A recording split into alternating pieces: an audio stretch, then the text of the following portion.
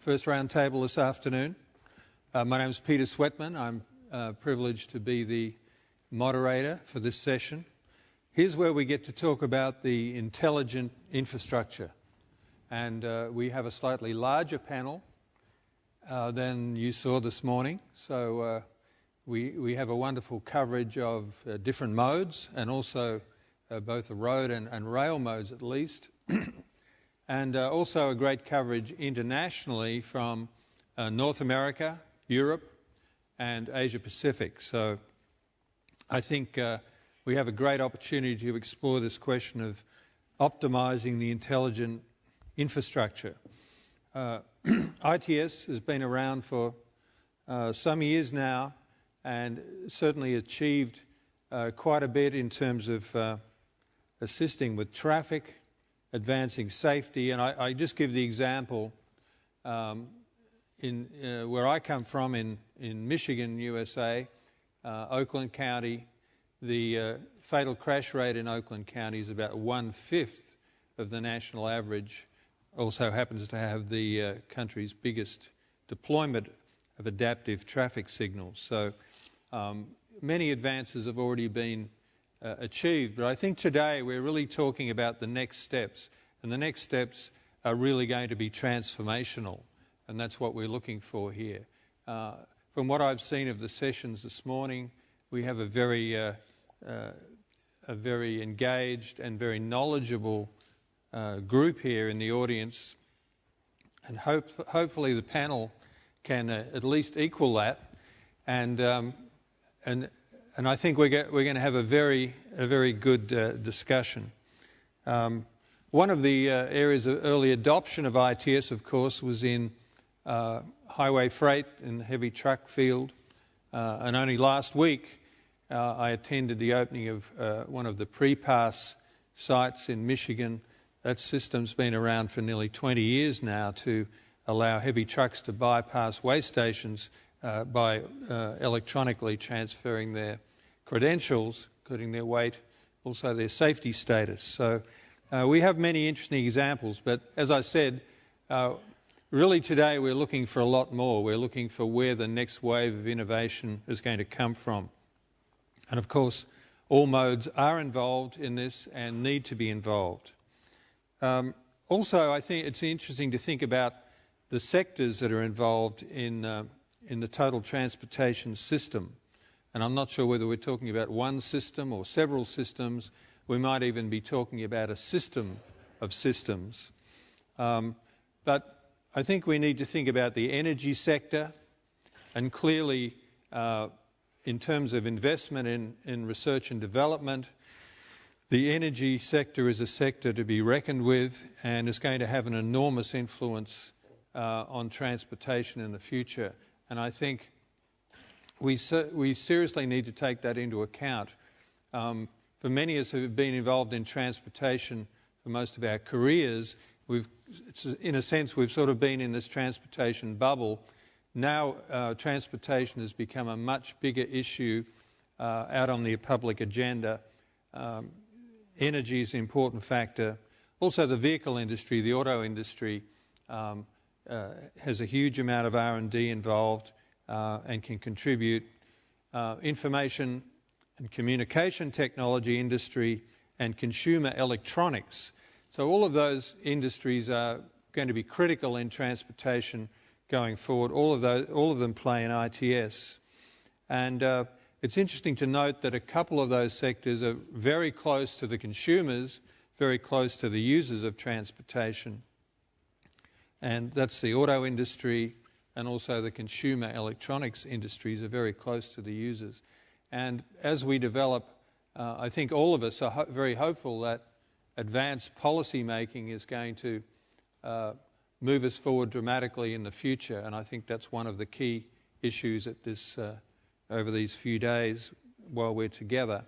And that policy making needs to be based on a much better understanding of the users of transportation, what would actually change their habits, how can we give them more choices and so on. So I think that's going to be important to consider. So going forward, the energy and environment is clearly a major driver in transportation is going to have a big impact. In the United States, about 70% of the oil consumption is related to transportation. Transportation generates about 30% of carbon emissions. And if we combine the carbon emissions from transportation and electricity generation, which we need to do as we think about electrified vehicles, that's a total of 70% of current carbon emissions. We have a lot of interest in the US at the moment in personal devices in vehicles being carried into vehicles, and of course the distraction that's being caused by that and the significant safety issues involved. One of the things we want to try and talk about this afternoon, and we would welcome questions and discussion, is in the area of barriers to further deployment and further innovation in ITS and in the intelligent infrastructure. So I think this session stands out among all of the interesting sessions on the program in that this is where we actually get to talk about the intelligent infrastructure, how it's interconnected, how it's integrated, how it's multimodal, and so we look forward to that discussion. And I guess one final point I would just make is that as we do integrate these systems and we deploy them on a much wider basis, somebody is going to have a lot of data. A lot of data is going to be generated. Who owns that data? Who gets to use that data, I think, is a very important question. So with no further ado, I'd like to get to the panel. We're going to have some short introductory statements from the panelists. They're going to raise some interesting questions, which we'll engage further on. I think we'll hear from a couple of the panelists, and then we'll maybe take some questions from the floor. We won't go all the way through 7 short presentations before we get to questions, so please be ready with those. So we'd like to kick off our first panelist. On my right and your left is John Augustine.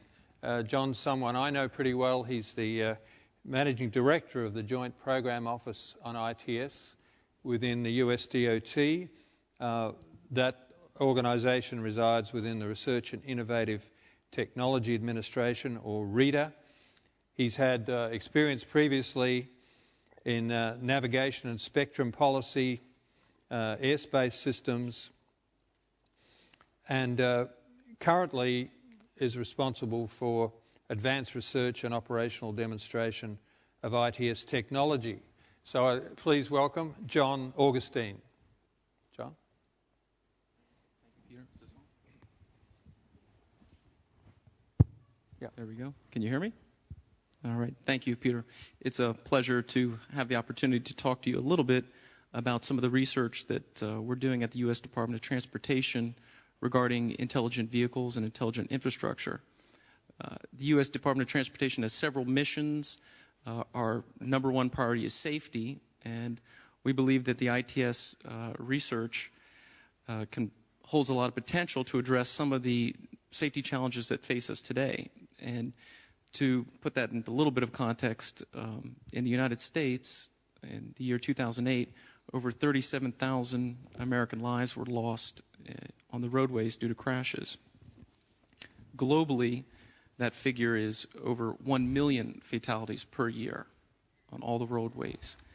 So I think everyone in this room would agree that those figures are not only shocking but unacceptable. So, and yet, we haven't even mentioned, we get fixated sometimes on the fatality statistics. They don't even address the 50 million injuries, and some of these injuries are life-changing, debilitating, that occur worldwide. So clearly, we have a safety challenge, and that is why we're spending a lot of time and resources and investment into safety technology and safety research. In January, we released our ITS 5-year strategic research plan that charts the course for our program through 2014. And a large portion of that research is dedicated to vehicle-to-vehicle and vehicle-to-infrastructure safety applications that use dedicated short-range communications, or DSRC. And these safety-critical applications require the speed of transmission, security, and robustness offered by technologies such as DSRC. And we think they hold a lot of potential. The current research we've done indicates that about 82% of the crash types not involving alcohol could be addressed by a vehicle-to-vehicle safety application. Another 12% could be reduced by the vehicle-to-infrastructure, V2I, applications. So clearly there is a lot of potential for this to be applied into the transportation environment. And we're working closely with the National Highway Traffic Safety Administration to look at the research results in the 2013 timeframe to see if a regulatory decision could be made requiring this V2V or vehicle-to-vehicle devices in all the U.S. vehicle fleet. So that's our current approach. And if we're successful, that unleashes an interesting opportunity. Previously, our strategy had been to focus on a very infrastructure-centric deployment approach. However, there's a pretty significant cost barrier when you're talking about large-scale deployment of infrastructure. If we're looking at a V2V leading strategy, we can incentivize and facilitate the adoption of smart infrastructure at very select and strategic locations, which is a much more cost-affordable solution. So that's our current thinking. And while I've been emphasizing safety a lot, that's not our research is not limited to the safety arena. We're actually doing research on mobility, environmental sustainability, and efficiency as well. We really see that the smart vehicles and the smart infrastructure working together, and the data that it produces can be used by a host of individuals, and many of them not in Washington, D.C., but in this room and around the world, to develop the applications for enhanced mobility, for cleaner environment, reduction of greenhouse gases. So we have a very broad multimodal strategic plan. And for example, some of the things that we're looking at in the United States, currently the congestion nationwide causes about 2.9, almost 3 billion gallons of wasted fuel every year. So using ITS systems and ITS data by the traveler to have a better mode choice and route choice, by providing this data to transportation managers for more efficient operation of the network, can really produce a lot of efficiency and environmental benefits. And for the first time this year, we've launched a number of research into dynamic mobility applications, and we have an environmental project for the first time. So we're really trying to expand in some areas that we haven't applied the ITS technology to. And I think what we're hoping to accomplish is to establish a connected vehicle, connected infrastructure, open platform approach that has a lot of innovation involved. And we're looking to a lot of creative innovators and creative thinkers, much like we've seen in the IT and consumer electronics field, to help innovate in the way in our ITS and transportation field. The challenge there is we have to be careful that we introduce these technologies safely. As Peter mentioned, driver distraction is a key concern. Our Secretary of Transportation, Ray LaHood, has spent a lot of time and energy focusing on the serious aspects of texting, mobile phone, personal handheld devices being used behind the wheel.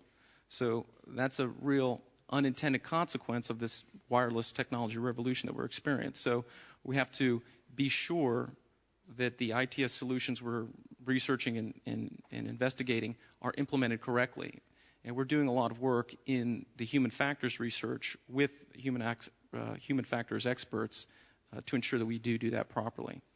So, and I think we will succeed. We're looking at a several-year time frame to get this work done, but I'm confident that we'll be able to achieve it. And going forward, I'd like to say that we look forward to continued collaboration with our international colleagues. We have a lot of work to do on the standards development and international standards harmonization. So we look forward to that, and I'll conclude my remarks there. Thank you. Thank you, John. Thank you very much. Let's pass to our next panelist. Gabrielle Kojak is a Vice President of Urban Rail Signalling at Tireless Transportation Systems Division. His responsibilities at Tireless have included the Eastern Europe region and also urban rail business strategy. He's a graduate of the Aeronautical Faculty at the Polytechnic of Bucharest. Please, Gabrielle, we look forward to your remarks. Thank you. And since my colleague started with numbers, I will start with a few numbers which are well known, but in the context of this specific discussion, I think they're relevant. We have to remember that the first very large cities, some people call them mega cities, have appeared about 30 years ago, just 30 years ago, and we're talking about cities that have more than 10 million inhabitants. This figure has continued to raise, and we figure that by 2015 there will be more than 22 megacities in the world. One in every two people living on this planet are about to live in cities.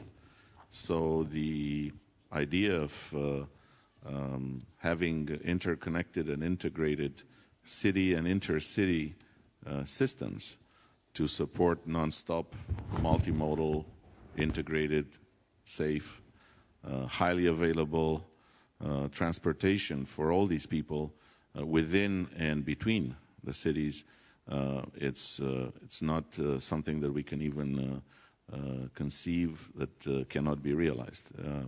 It's already being realized in some of the major urban centers in the world. And we're seeing that the roads and the rail networks have become indeed the arteries of our economic activity, and the demand on them has never been greater. In fact, we're seeing an exponential increase on the load put on these arteries. So like the human body, these arteries need to be taken care of, otherwise they get clogged, and we're seeing that they're getting clogged more and more every day. Freight and passenger traffic has more than doubled over the past 20 years globally. We're seeing congestion, pollution, risk of accidents. Again, I think we should never forget about safety. All this is on the increase, and transport authorities, infrastructure owners, transit operators, all of the actors that are running their business in assuring this transportation for people are getting more and more solicited and with more and more pressure on them in the context of economic evolutions that we all know: deregulation, competition for business, for passengers, for freight, so on and so forth. So it is almost it's an issue and also a fact that intelligent solutions are required. Without them, without highly advanced computer-based, communication-based intelligent solutions, we cannot prevent the gridlock on the streets and on the networks, on the transportation networks. As a result, the operators and infrastructure owners have rushed sometime to implement some of these solutions.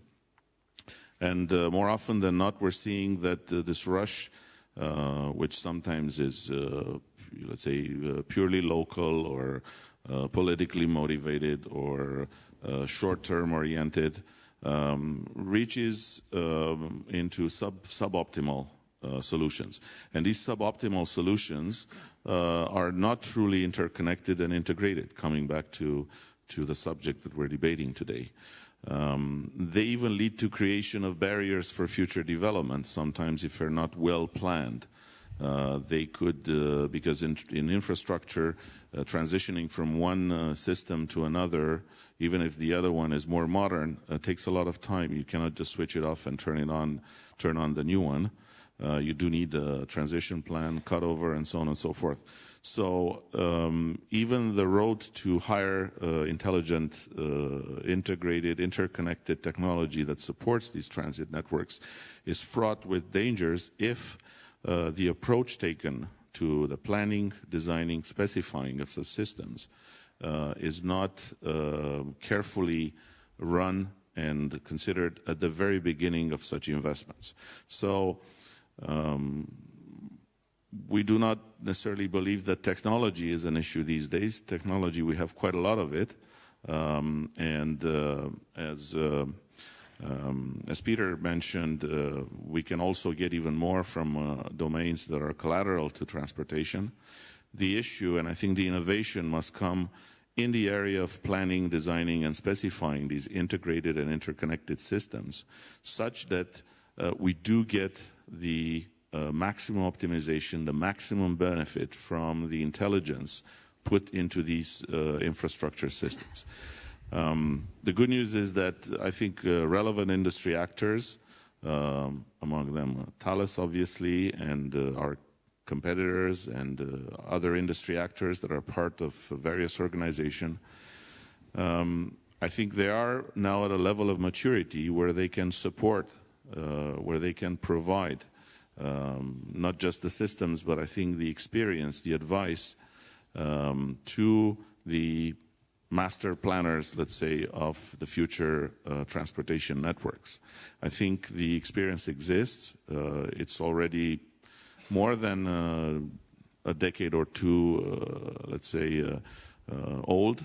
And we know that old means proven enough for the future planners to take advantage of these proofs and invest upfront in, again, a much higher degree of integration and interoperability with a much higher degree of attention to the integration of the computer communication control systems into the infrastructure, because this saves sometimes, and actually in most situations, it does save a lot of money in capital and operating costs on the very long term, like other industries have done also, and I'm thinking more specifically at air transport. So that's pretty much, I think, my point, and we'll be happy to share with the audience all the experience that we had in our industry in many countries and cities around the world. Thank you, Gabrielle. Thank you. Let's move to our next panelist, and it gives me pleasure to introduce Dr. Volker Kiefer. He's a member of the management board of Deutsche Bahn.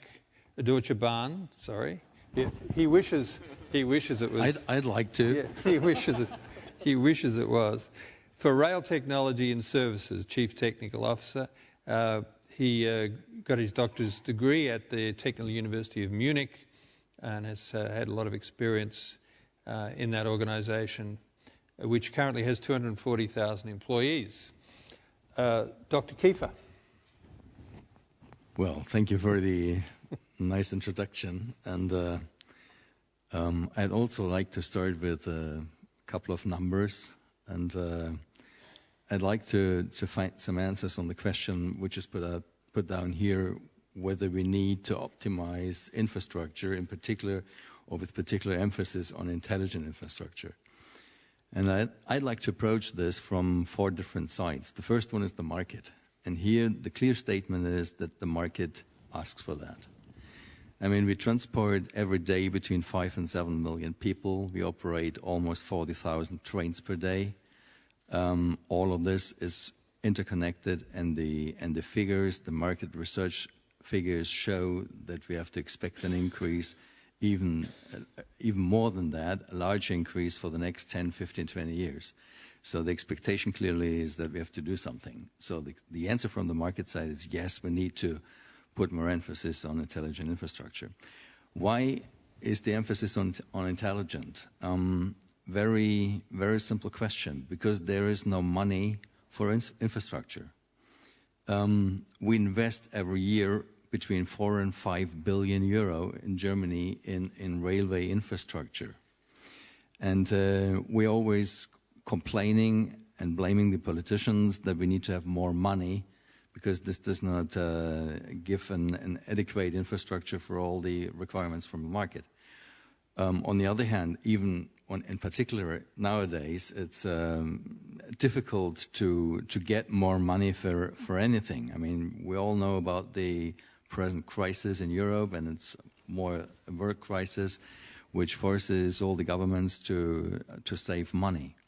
So if we want to increase capacity on the tracks, this can be achieved by two measures. Either we continue to increase the sums of money that we invest in infrastructure, which is not really an option today, or we try to use our brains. And this is difficult, but I think there can be done a lot. And I mean, there is good examples from the recent past for that. Third part is what kind of infrastructure do we have outside presently? And to summarize it, to make it simple, the answer is, from history, it's a wild mixture of a lot of different technologies. We just had a little discussion before we started here, the panel discussion, and I explained to the other participants that we have interlockings. This is signaling devices in our system which stem from 1890, so which are more than 100 years old, and they are still in operation. And the most of the equipment is like this. On the other hand, we have very modern interlockings, which have been installed a couple of years ago, which carry all the significant new developments that we can see in the market, and we have to manage this mixture somehow, and this gives additional complexity to the entire system. And finally, to close up my statement, we have to have a look not only on what's going on in Germany, but also what's going on in Europe or entirely in the world, but in particular in Europe, because the European community wants, and this is a political desire, wants to open the national markets to an European market. And this again comes from history. This is not the same like opening the market for the car traffic, for instance, because the control systems that we have in all the countries are different. The power supply systems to some extent are different. And we have to harmonize all these systems. And here again, the same applies as what I said a couple of minutes before on the infrastructure. Either you invest large sums of money to do this, or you try to find more intelligent ways to interconnect all these systems and make them interoperable throughout entire Europe. So to answer the first question here, is it necessary to optimize infrastructure by using our brains? The clear answer is yes, there is no other way. Thank you. Oh, I've got this one, thank you. Thank you, Dr. Kiefer. And I think your comment about needing ITS because we don't have the money to keep expanding the infrastructure is true of the highway system as well as the rail system. I was just in Texas a couple of weeks ago at a conference, and we learnt that for a state like Texas that has magnificent highway infrastructure, impeccable, I might say, from 2012 they have no money to build any new lanes, nothing. It's all maintenance. So it's a similar issue. I think we might. I'm sure you've got some questions already. So let's take a couple of questions before we move to the rest of our panelists. We have one over here, gentleman in the white shirt.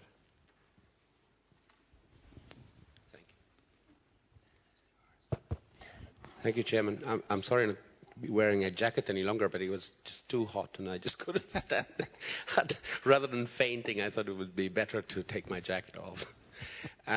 My name is Marco Sogeti, and I'm the director of CLECAT. That is the European Federation of Freight Forwarders and Logistics Service Providers and Customs Agents. And I have a question for Mr. Kiefer. We have embraced this European market in rail some 20 years ago, sort of. The discussions were even earlier than that. And we had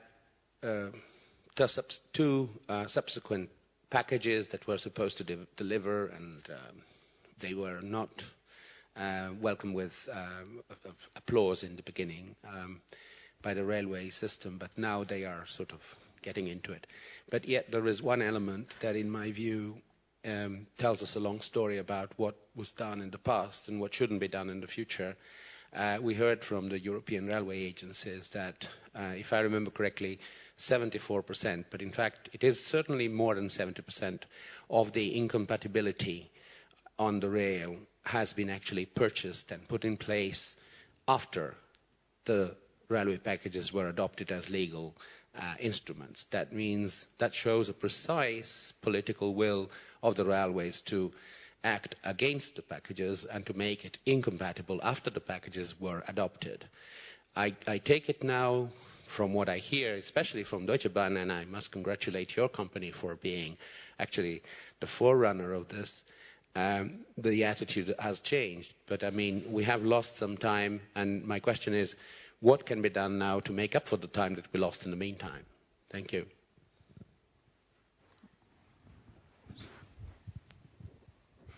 Yeah, to a certain degree, I would agree with your observation. I'm wondering how I can manage to make a very long story short.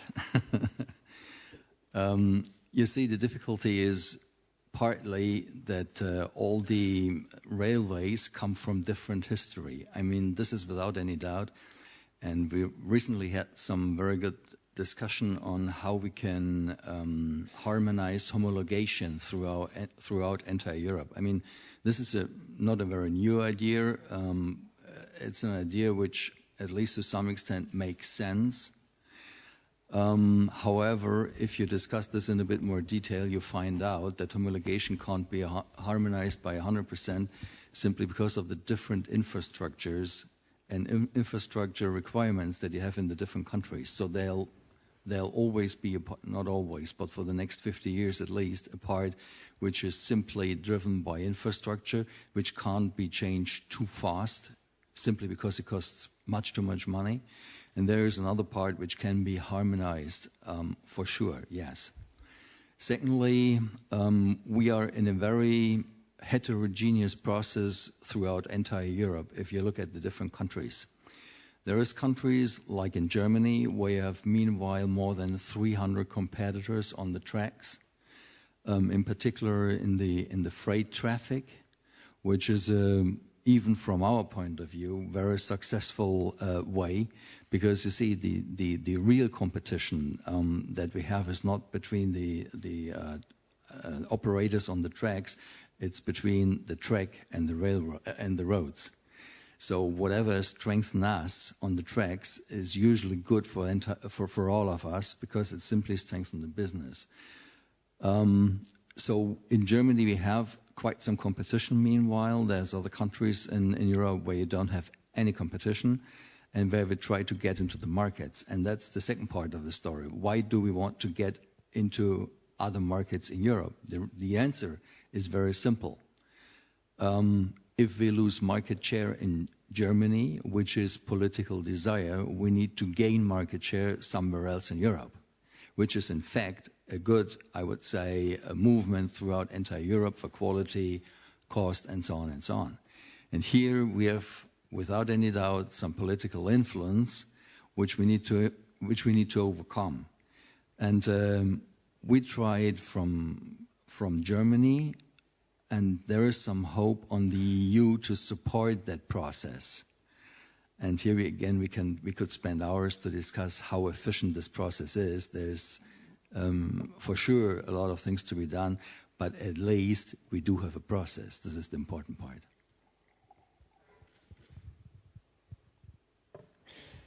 Is there another question?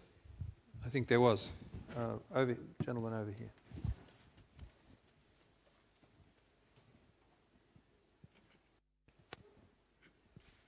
Thank you.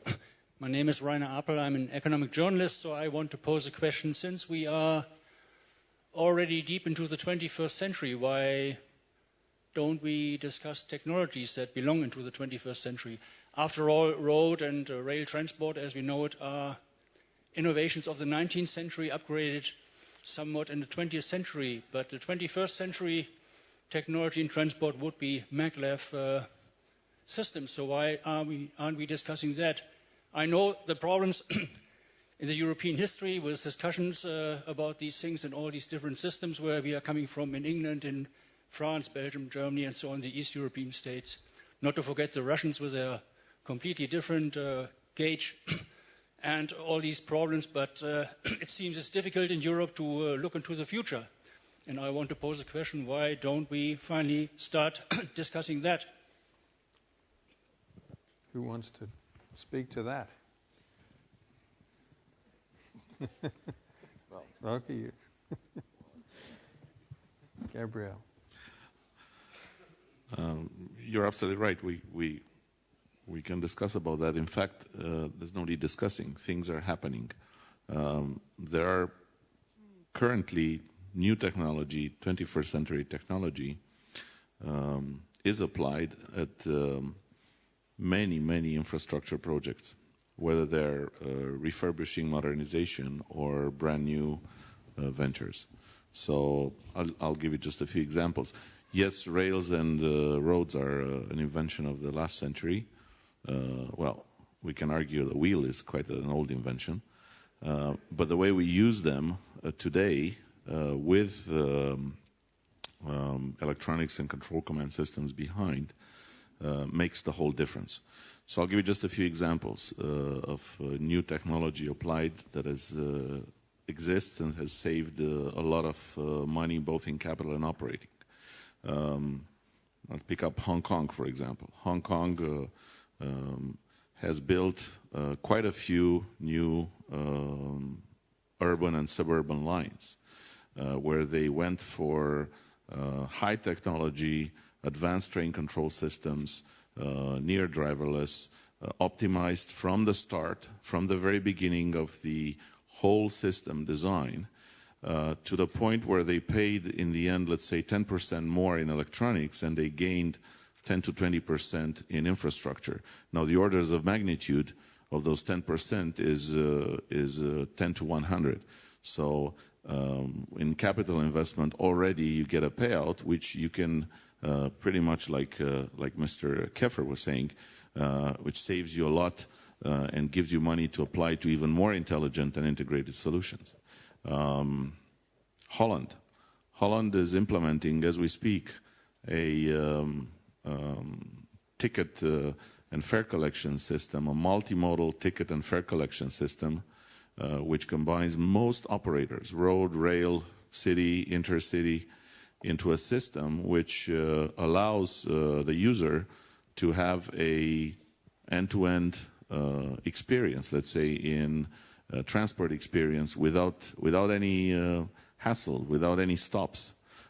This is way behind what you see in terms of infrastructure, but is being built as we speak. So, and more operators get on the bandwagon as the project has proved that it's viable economically and technologically.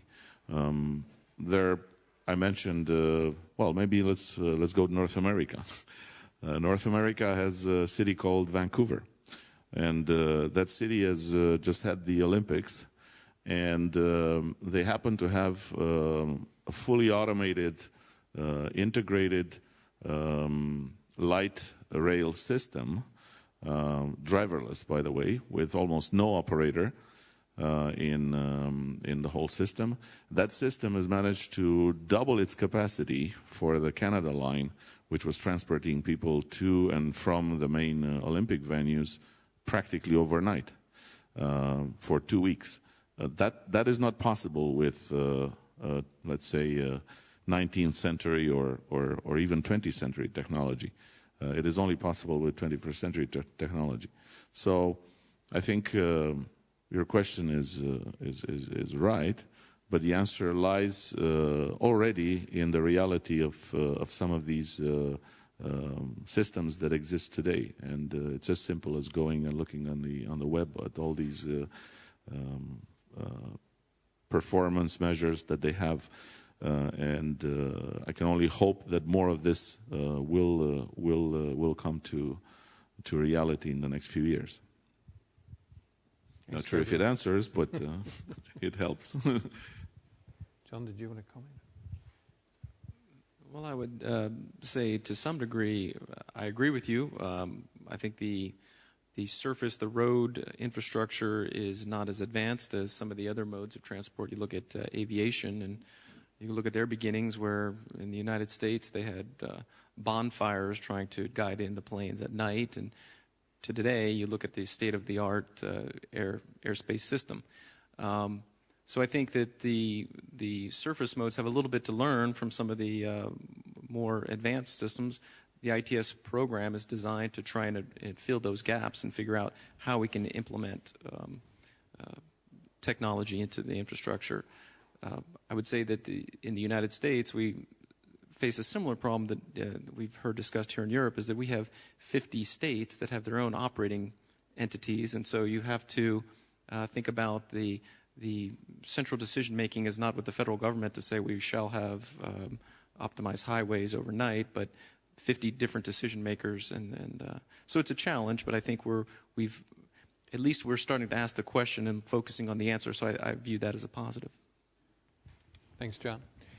I think we'll move on with the panel, and we'll move to the left wing, or maybe it's the right wing, depending on your point of view. We've got some interesting folks on this side too, and so let's move on down. And it gives me great pleasure. He's almost a neighbour of ours, actually, almost. He's across an international border, though. Joe Lambe is the President, Systems Business at Delcan. He graduated from St Andrews University in Scotland, and has been one of the pioneers really in the ITS field for 40 years or so. And one of his achievements was in Toronto was to set up the Metropolitan Toronto Traffic Control Centre, which was the first computerised signal system in the world. So he served for a number of years as chairman of ITS Canada.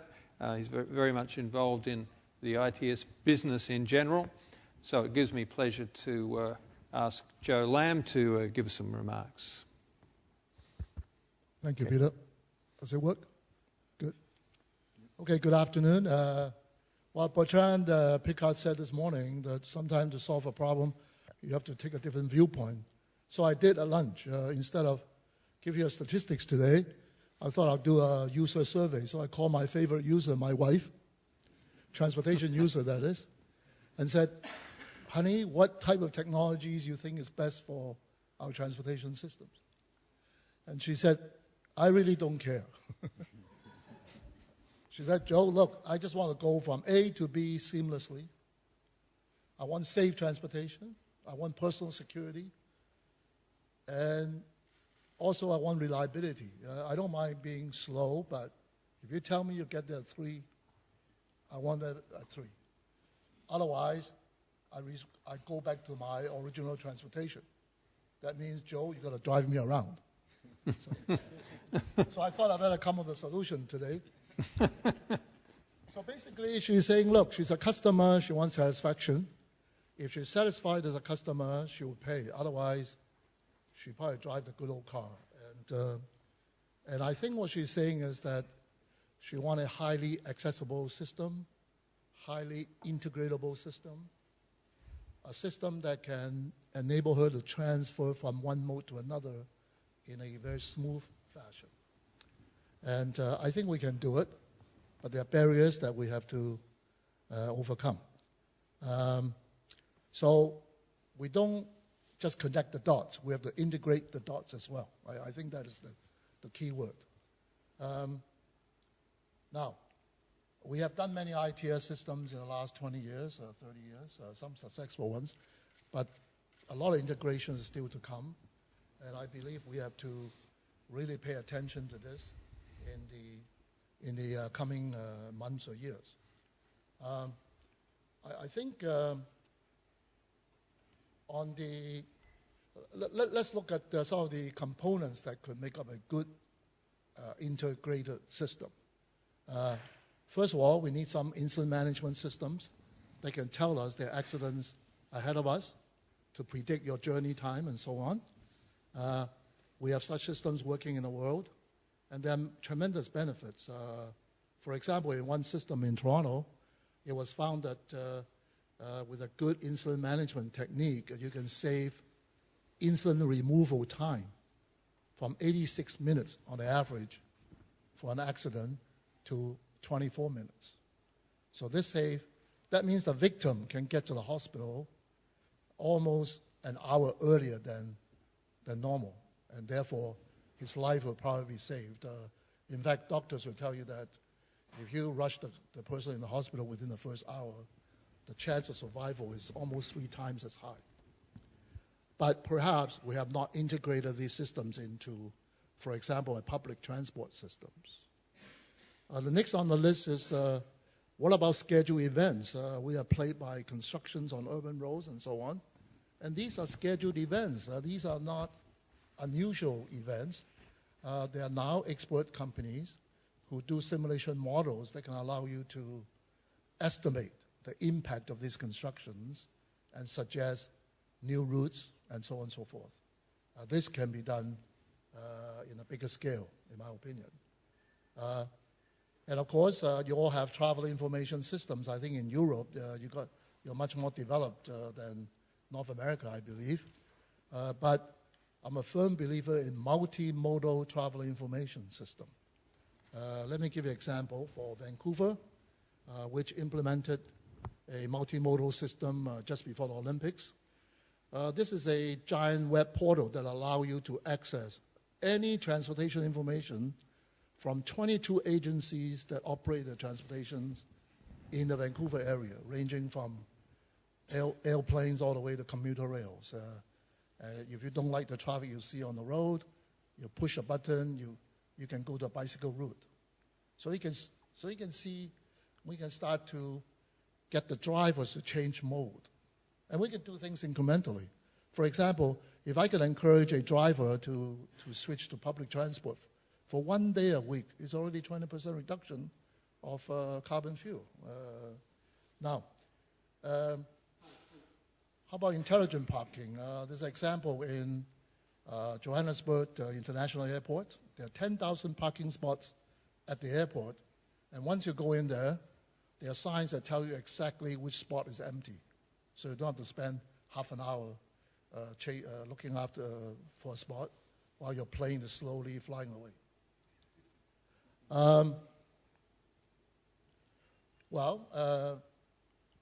Gabrielle talked about integrated fare card in Hong Kong, I believe.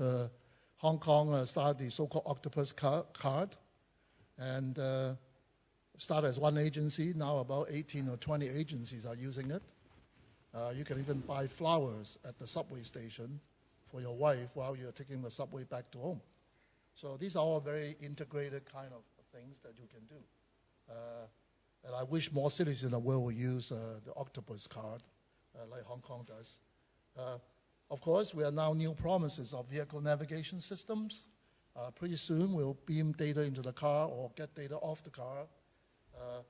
But this may take some time because eventually we're going to make our policy decisions to create a critical mass of smart vehicles so that we can get data from these smart vehicles. And last but not least is the use of social media. There are promises of using such things. Researchers have been working on this. So can we all use our cell phones and Twitters to broadcast traffic problems across the world? Sort of like a YouTube of the traffic management. So we'll see. But the way I see is that we have to integrate. And so eventually we end up with a very large database, but we need this database to be shared by all parties. And that is the crux of the matter. When enough people share, what are the institutional concerns and so on. But assuming we get all these data available, then we have to put them together in an open system with an open platform so that everybody can access to it. I propose that we need such a system got to be neutral to vendors and neutral to gadgetries, so that we don't cut anybody out from the private sector who want to participate. We should be able to work with any communication devices, any gadgets, and the data is to be shared. And this is probably the basic crux of the matter. Of course, what about legislative and legal concerns, privacy issues, and of course, governance issues? Scott Stewart talked this morning about governance being a major obstacle. But as we wait for governance changes, we need not stop, because I don't think we can afford to wait. In the meantime, technologies is able to solve some of the governance questions. We have examples where people are willing to share data. They don't share control of the data, but they can share the data, which takes some marketing and takes some getting used to. I know in one example in Los Angeles, at first we have trouble getting the California State Police to share in a common database system because they thought, well, why should they share their data with us? But after we said, look, you can join anytime, you can quit anytime. And 5 years later, they're still part of the system, which is good. That means people have to get used to it. So let's do things incrementally. We don't have to do everything all at once. But again, I just want to challenge you. If we can all go to the moon, why can't we go to work on time? We have to work together at this. And, well, let's start unleashing the potential today. Thank you. Thank you, Joe. We're going to move right along to Dr. Hermann Maier. He is currently the Chief Executive Officer of Vertico. He's the Vice Chair of the eSafety Forum, Chairman of the eCall implementation platform. Previously was with the Volkswagen Group, worked with sustainable strategy, technology and science, spent some time with the German Federal Ministry of Transport, holds a PhD from Cambridge University. Dr. Hermann Maier. Thank you very much, Peter. Also mentioning the doctor. That doesn't happen too often. Thank you very much. I don't think that in the center of our discussion are the modes of transport, is infrastructure. In the center of our attention concerning intelligent transport systems is information. I think all we are discussing today in this session will be about information. And the first step is information gathering. And there I think we are already very, very far advanced. There are a lot of information gathered in the vehicles. If it's trains, if it's cars, if it's ships, if it's planes, a lot of information is gathered. There's also a lot of information already with mobile devices, with your phone. There's a lot of information. There's a lot of information in traffic management systems, in the infrastructure itself. The infrastructure today already gathers information all the time. And to some extent, this information is already used in the context of a certain mode of transport. But the challenge, I think the main challenge we have currently in front of us is to exchange the information, to process the information, so that we can give maximum benefit to the user. And this can be a driver, this can be a traveler, this can be a logistic company. We should focus on the users. And the users actually, they demand from us, from all of us here in the room, from all of us here on the panel, they demand that we cooperate so that in the future we can give them maximum benefit because we have used all the information and this is very important because in the future, we will have an information overflow. You have this already today when you are working in the internet, when you have your emails. You have an information overflow. And this we cannot afford in the context of mobility. because of driver distraction, because the traveler doesn't want to have all this information. But he always wants to have information which is local specific, situation specific, safe, of highest quality. And this is the major challenge which we have in front of us. And there, now, when I can talk about the European Union, I think there are already lots of activities. There's now the ITS Action Plan, and the ITS Action Plan defines very clearly what are the priorities concerning ITS which have to be moved forward so that we come as quickly and as effectively to deployment of these systems. We have the Intelligent Car Initiative, the e-Safety Forum, where we develop cooperation between all the different stakeholders in the context of research, in this context of standardization.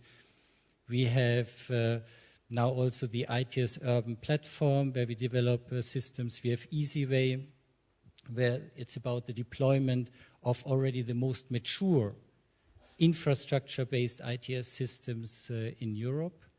And there's a lot of progress. Still, I believe that the main challenge, even if at all the panels which I visit, always everybody talks about cooperation, but we are still not cooperating enough. I'm sorry about this. I mean, it's an experience I make every day, because one of our mission within, or the mission of Ertico, ITS Europe, I mean, we are to promote ITS in Europe. Our mission is that we create a situation where we have intelligent mobility in Europe, where we move towards zero accidents, towards far reduced emissions, towards being in time, knowing when we are at a certain place, because we will always have delays, but we want to know when we are at point B. I think that was also something you already mentioned. But the main challenge we have is to bring all the modes on the table. And this is, I think, one of the major challenges we have in front of us, that we stop having only discussions between road transport, between the trains, between the ships, between the planes. We now have all to come together. And for instance, one major achievement which we have now in Europe concerning, and there unfortunately it's now road transport, it is that what was mentioned before, this open platform for communication between the vehicles and the infrastructure, we are already very, very far advanced. I mean, this month in Europe, 3 major projects finished their work where they have developed together such an open platform, which is also open in the context of allowing additional services to be used on this platform, so that there is access also for new services, so that they can use this communication platform. This is Cooper, Civis, and SafeSpot. And we will have field operational tests, because I think this is the major next step of these open platforms in 2011. And this, again, like these projects, will also be co-funded by the Commission. My experience at the moment is, and I think this to some extent, I would like that we change my everyday experiences. First of all, these projects, because they bring all the different stakeholders together so that they work together on future services, are very successful. But the feedback very often I get is, okay, we cooperate, we do these projects, but only under the context of co-funding. In the future, I think we need also to come together, because now it's about deployment. Work on deployment of these services, bring all the stakeholders together, and maybe we have to do it then also without some co-funding. Now, to wrap it up, we were now for 20 years in the research phase, research and development phase. We are in the first, I would say, the first era of intelligent transport systems. There is already a lot deployed. The next era will be exchange of information. It is about deployment. It is about competition. It will be extremely difficult to really get some coherence into this next step, that we develop one coherent system which we then can call intelligent mobility, where the different modes of transport really cooperate with each other and serve the customer. I think it will be a major, major step and extremely difficult.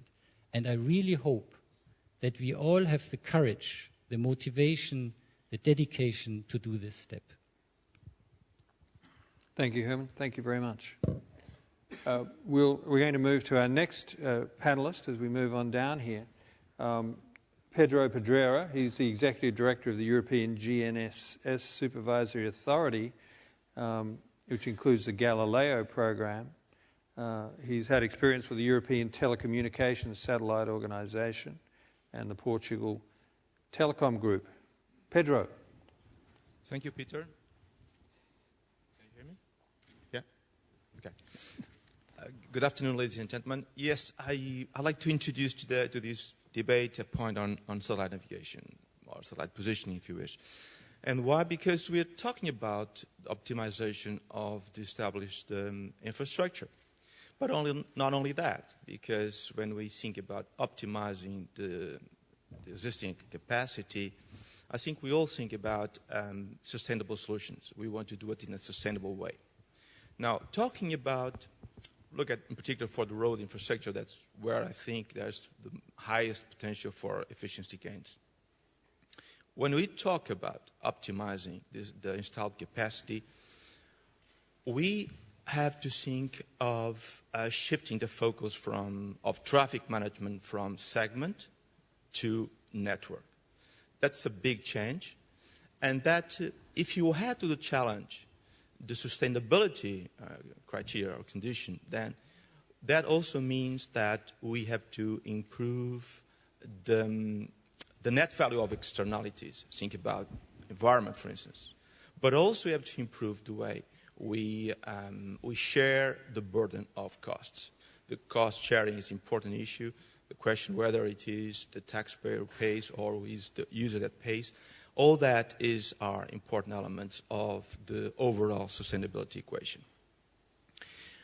Now, satellite navigation can help to solve this and to achieve these two ambitious goals.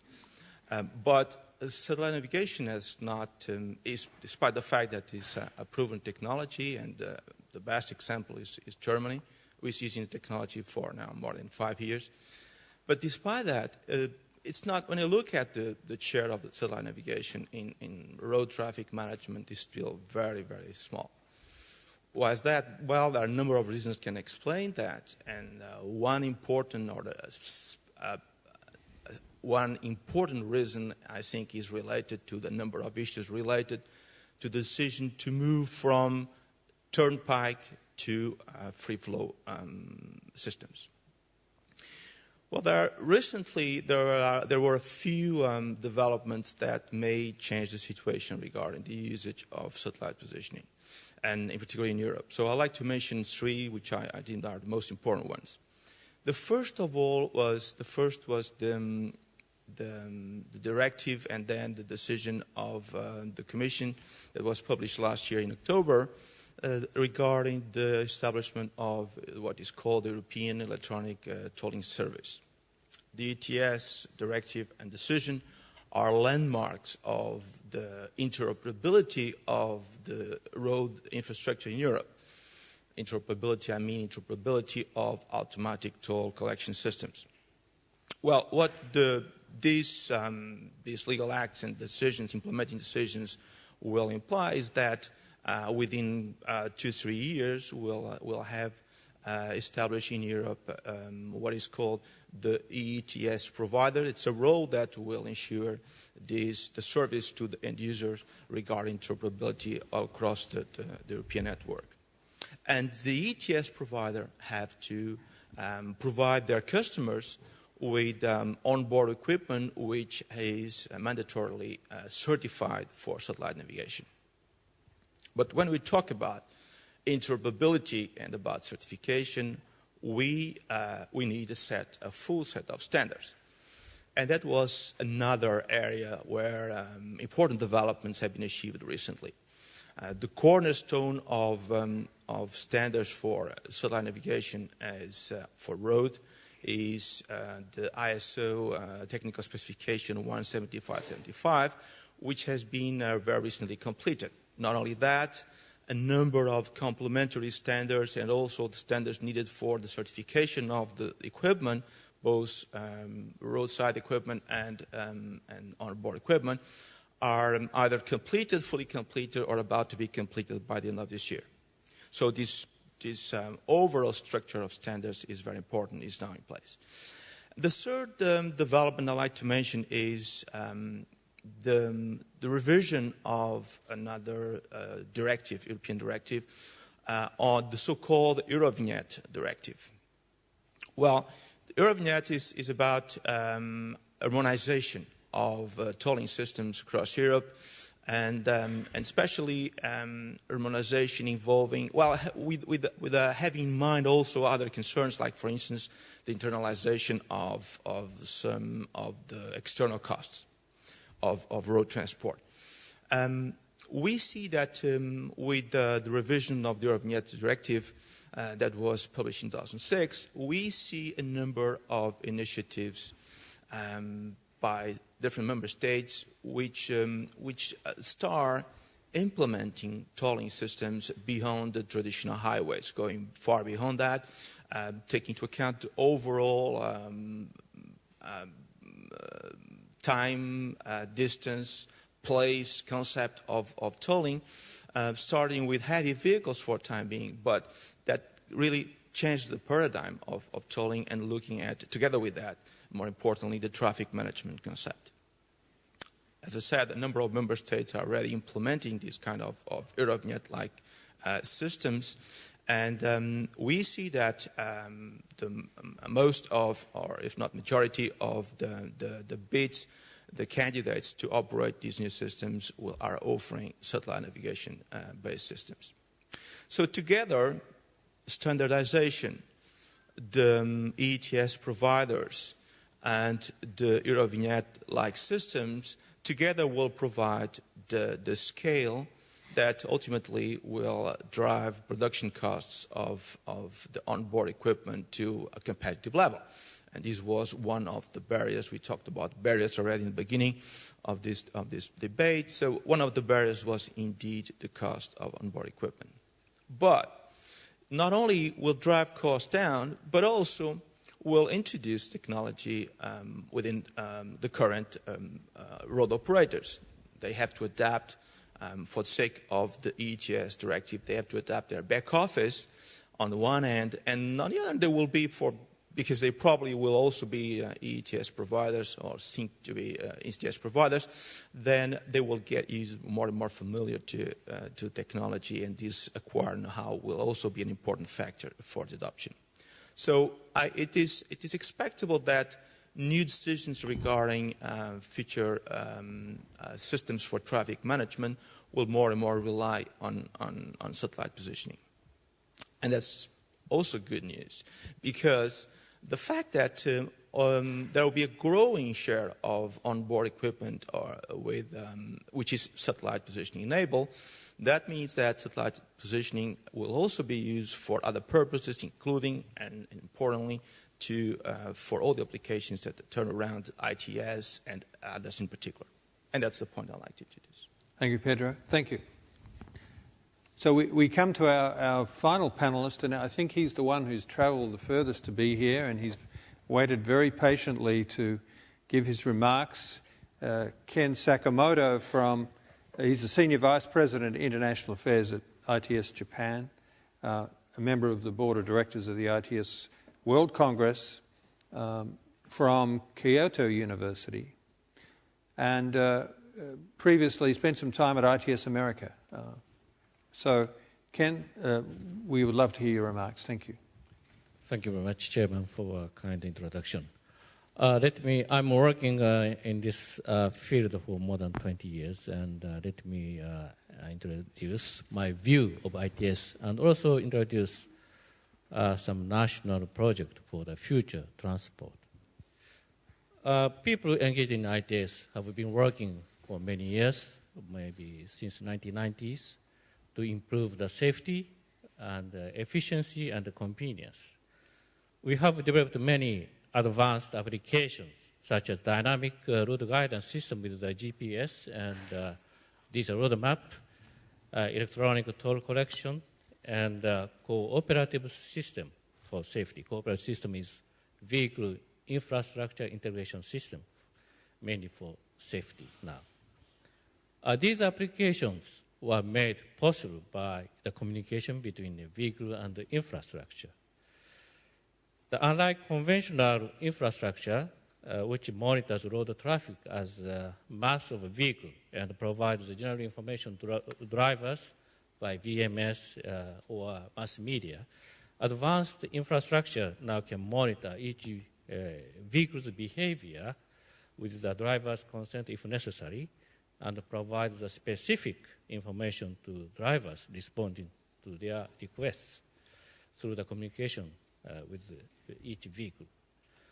By networking of the components of the mobility, such as vehicles, people, goods, and the infrastructure, we can expect each component will be more advanced and enhanced in terms of safety and security, efficiency and convenience, and more variety of services.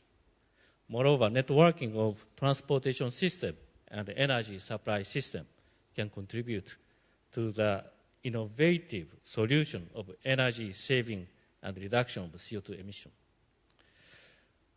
Our Japanese government initiated a 5-year national project starting in 2008 through 2012. The objective of the project is to prove the measure in the field by 2012. With that measure, we can expect to reduce CO2 emission in CO2 emission in transport half by 2020 and reduce the traffic fatalities as close to zero as possible. The objective also includes efficient logistic system. I have 2 visual slides. This is the first one. This shows the future of urban transportation. A variety of modes of transportation are available. People are efficiently, safely, and comfortably moving around the city by changing modes of transportation. In the project, we will develop advanced traffic management system with probing data collection. The probing data collection provides us more traffic information covering the area where fixed sensors are not installed. We expect urban development integrated with the transportation planning with a new generation of automobiles and pedestrian-centered community. I have another slide for the national project. This slide shows the future image of multimodal logistic operation hub. We are studying possibility of automated platoon of heavy vehicles on highways for safety and fuel efficiency. The systems also have a multimodal transportation and a tracking system for vehicles and parcels with RFID technology. But we need 2 important things as approach. First one is the collaboration between public sectors and private sectors. And secondly, we need a large field operation test to prove innovative technical feasibility. The test will be executed at several model cities and corridors in Japan, and special exemption of existing regulations. Regarding automated platoon, we also have a plan to have the test at some sections on new expressway between Tokyo and Nagoya, now under construction by 2012. Back to the cooperative safety system. After 5 years research and development, since 2004. We have just started to deploy the cooperative safety system in Japan. With that system, driver can avoid the traffic accidents by getting the information on other vehicles' behavior. For example, other vehicles coming to merging the same merging point on expressway or intersections on streets. The government will install about 1,000 antennas in a year, and onboard units are already available from 2 car companies and 4 electronics companies. So we are now on the stage to deploy the cooperative system for safety, and we expect that system will be a platform to add other benefits. Thank you. Thank you, Mr. Sakamoto. I think that's very similar to what we were talking about in the United States with cooperative systems and with safety being very high up the list. I'm conscious of the time, and I want to give the audience as much opportunity as possible. We do have a question here. Please. I think it's Dr. Oh from Korea.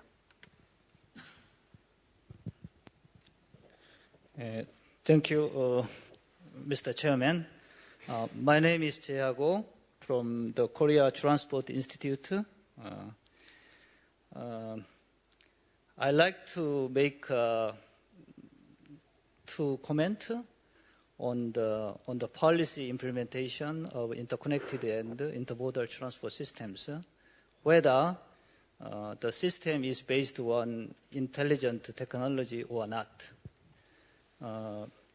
It is generally understood that the policy of interconnected and intermodal transport system is very important and necessary for the future transport policy, in particular to promote the use of the public transportation system.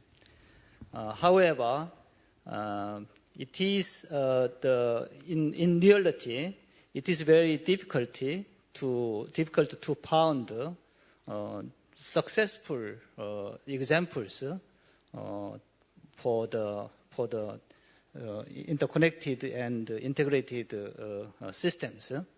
So I'd like to make 2 comments. The first one is which area is the priority area to need more investment to promote, to improve the efficiency of the systems with the technology. I think it's until now many investment mostly given to the improvement of the link rather than node. But actually from the viewpoint of users, they need more convenience, more convenient information service and convenience the facilities for at the interchange or the transfer nodal point. So I like to suggest in the future the intelligent infrastructure need to be improved with the more priority of the nodal transport systems, nodal point rather than the link. The second issue is I like to ask the Dr. Maier about the future possibility on the borderless movement in Europe. Now in Korea, Korean government is very eager to implement one ticket for all mode, or one card for all the pass, something like this. So you can travel with one ticket, one payment with one card only. So this is very much related to the institutional matter rather than technology. So I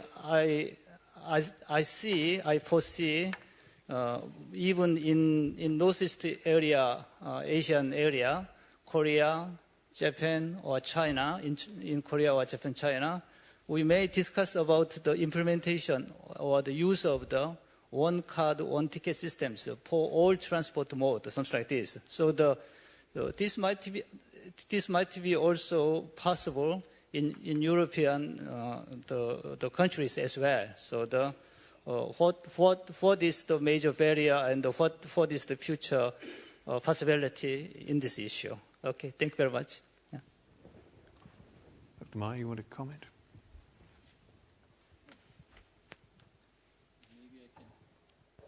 Maybe I can comment on both issues.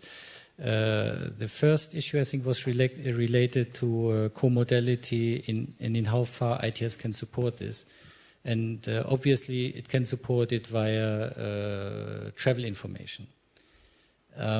And here, one of the major challenges is not so far with respect to providing the services. You see today already lots of cities, lots of public transport companies, they already have a service where they provide their customer with information about when a certain vehicle is at a certain place. And I think with the Deutsche Bahn, certainly you have also a wonderful system which works for the Deutsche Bahn. The challenge is really to integrate all this information. And there we have to see how to do it. I mean, one possibility is that you standardize all the necessary protocols and interfaces, etc., etc. Maybe we are dreaming there. Maybe this will never happen. Then, if this is not happening, then what we still could do, that we introduce an additional layer, a kind of e-marketplace, where we allow the service providers and the service operators to come together so that they can better exchange the services which they have, and then it is possible, it is easier to provide a service package to the customer, because you have more interaction between the service providers and the service operators, so that they can, then the service provider, as a service operator, can provide an overall service to the customer. That is one possibility. But the best certainly would be if we could standardize more the information exchange. Yeah, but that we have to see how this will work. Now concerning the issue with one card for all, this is almost, again, already a political issue, yeah, because there are different, how should I say, different views already on this issue. There's one view, smart card. Yeah, and certainly you could have a smart card for all the different modes of transport. I mean, it is a possibility. Another philosophy is, why not use the credit cards right away? Yeah, because you have already today a wonderful infrastructure where you have credit card companies and you can make payments, etc., etc. So maybe this is also an option. Yeah, and I know, for instance, in the UK that they discuss such a system, especially in London, because in London they have something like a smart card system, but it's very expensive. Yeah, so that is something where we need some discussion, but I believe it's in everybody's interest if we simplify it, let's put it this way, as far as possible. I'm not today in a position that I can tell you if it's really possible that we have one card for all. I think we maybe have time for two more questions. Our friend over here who still doesn't have his jacket on, I think he was first. Thank you, Chairman. I'm still the same person, but instead of speaking of freight, I will try to be my wife, and I will try to tell you that there is a card. This is a very simple card. It has magnetic barcode, braille reading, and it is very useful because I can use it all over Europe, and I can get not transport, but medical assistance.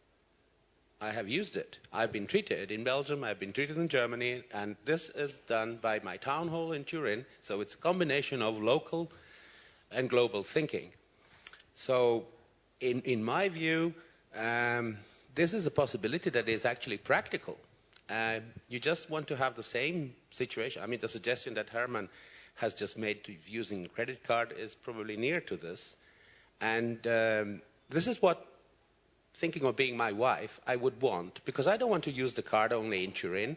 I live in Brussels.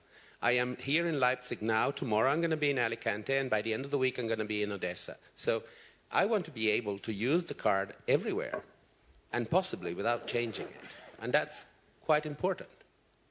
Then if I may have 1 second, on the issue of the Eurovignette, I imagine Dr. Pedrera was referring to the Eurovignette 2 package and not to the Eurovignette 3, because unfortunately all the ideas that we share on harmonization and one on-board unit and all that, unfortunately, are not included in the Eurovignette 3, and this is what we are actually reproaching, that it falls short of these achievements that everybody would actually need.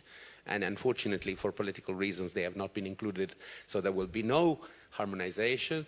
The on-board units could be as many as 27, and all that kind of thing that we do not want. So a lot of work has to be done for the next step of the Eurovignette to make it actually reasonable instead of an unreasonable proposal. Thank you.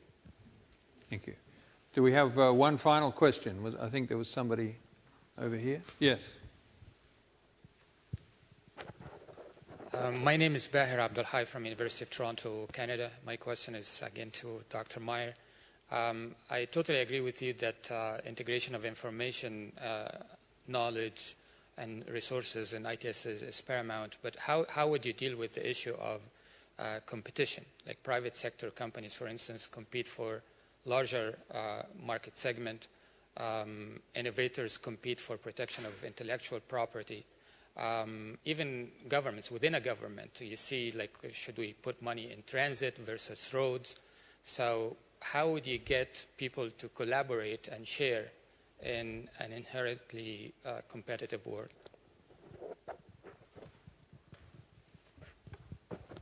We know each other very well, yeah. So, but I didn't ask him to ask this question.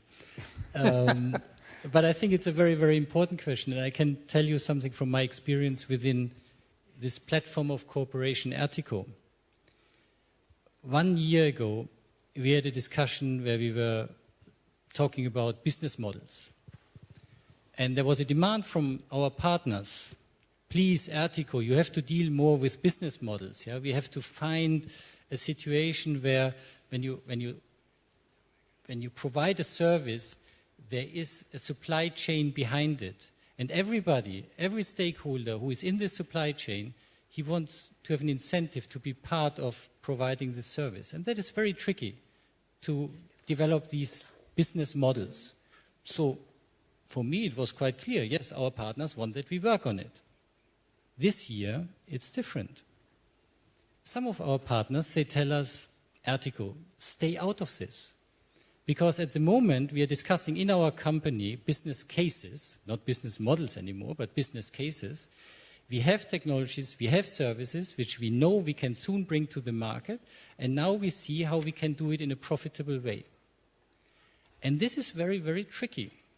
Not that I'm not in favor that they make a lot of profit and a lot of money, but there is the danger that now because we are talking about deployment, that forces are diverging again. When you talk about research, I mean, then companies say, yes, research project, let's cooperate, let's do it together. In 10 years' time, we go into the market and we can do something about it. Now it's about deployment. It's about profits. It's about competition. So we have more and more diverging forces. And there, I think it is very important that we have politics, organizational frameworks which keep things together. Because what we want to achieve at the end, a system where we have co-modality, where we have exchange of information, etc., we only will achieve this if already in the context of our work concerning ITS with respect to the different modes, we work in a way that we achieve what we want to achieve at the end. And there we need some guidance, some leadership, political leadership, but also maybe in the context of organizations like ITS Japan, ITS America, ITS Korea, and maybe also ITS Europe. Thank you, Hermann. I'm trying to think what my wife would say about ITS and intelligent infrastructure. She'd probably say, get on with it, or something like that. So I think we didn't hear a lot about technology this afternoon in this session. I think what we heard was that ITS, far from being some kind of experiment or demonstration, is actually an indispensable part of whether it's the highway network or the rail network, simply because we need to do more with what we have and with the funds that we have. And I think that was a very strong point that came out. But if I think about, and the other question we had in mind for this panel was, what is the next wave of innovation? Where is that coming from? And I think what I'm hearing is that it's coming from the data which is being transformed into information, which will be useful eventually, so we can make these multimodal trips in urban areas which seems to be the holy grail that we really want.